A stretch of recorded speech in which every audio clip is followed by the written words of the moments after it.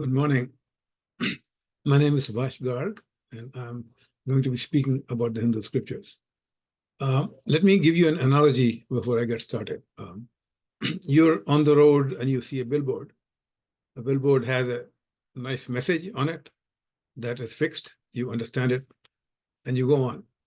Now compare that with a television set, which you have multiple channels being streamed onto it. You can decide which channels interest you. And if I pick a different set of channels, I'm not inferior or superior to you. And now both of us, you have to subscribe to a structure to get the TV programs. But once you subscribe to, then you have your choice of what you want to see.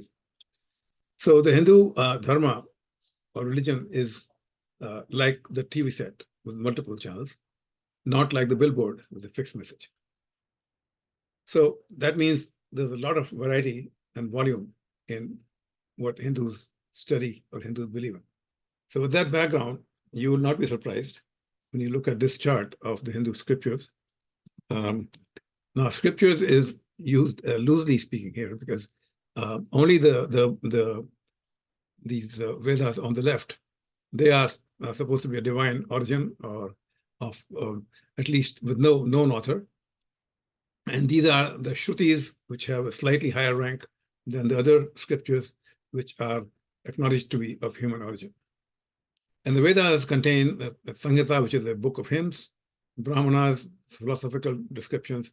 The Upanishads in the Vedas are the most, abstract scriptures in the Hindu religion. Equally, fairly close to it in abstraction are the darshanas, which are basically books of philosophy. Yoga is one element of darshan. And so the other thing I want to say is that, as I said, there's multiple. One is a billboard type structure. The other is a TV channel. This is the TV series where you can pick any box you want that interests you as long as you subscribe to some of the basic messages. The Bhagavad Gita is especially important. It's a good summary of the Hindu beliefs. Ramayana is a very popular story that everyone goes by. So this is the kind of the overall view of the Hindu scriptures.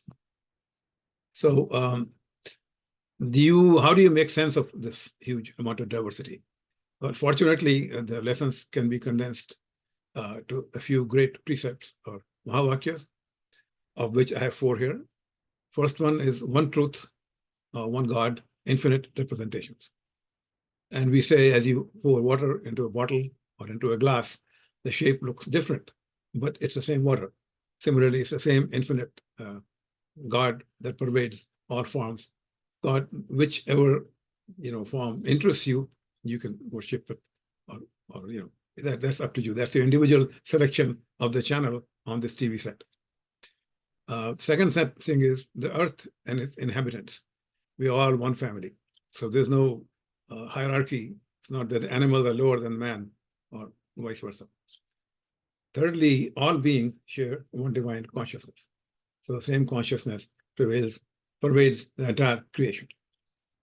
And then we have specific doctrines that correspond to the structure of the TV system that I talked about and that you must believe in. And they are rebirth, karma, dharma, and many others. But these are not scriptures, these are beliefs and concepts. But essentially, if you are a Hindu, you believe in these doctrines, and you believe in these fundamental sentences, that makes you Hindu. But which particular scripture you use is somewhat your choice.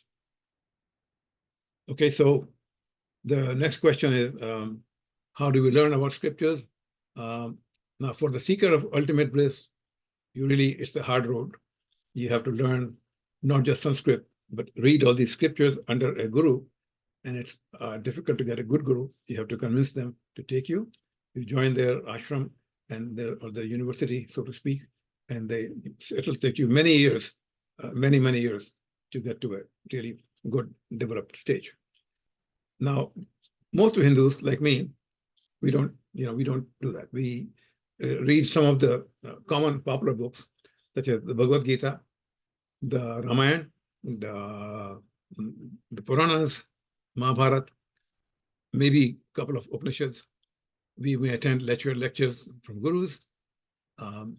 But for someone who wants a general introduction to the subject, I would start with this book by Swami Shivananda. It's an excellent summary of the thing. Bhagavad Gita for more deeper philosophy. Online sites, Hindupedia, Hindu American Foundation, collected works of Vivekananda, and so forth. For publications, physical books, Gita Press site is a good one. For an entertaining but informative introduction to hundreds of subjects concerning Hindus, this YouTube channel, Sadhguru channel, is recommended. And so with that, in the time I have, this is the introduction I can give you. Please go onto some of these websites.